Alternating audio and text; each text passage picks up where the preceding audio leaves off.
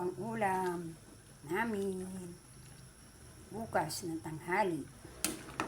Niluto ko na siya kasi yung aking anak na nagtrabaho, stay out na siya.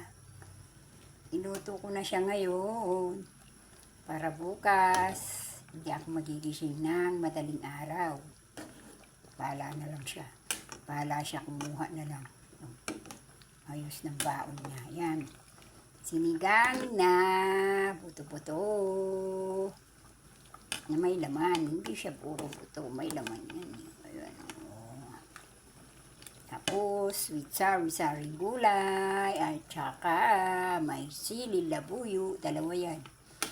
Para paghigop mo, maanghang-anghang. Tikman natin. Sarap. Ay. Sabaw pa lang, ulam na, di ba? Thank you po for watching. God bless po. Ingat po tayo lahat. Saan man tayo dako ng mundo naroroon. Thank you po muli.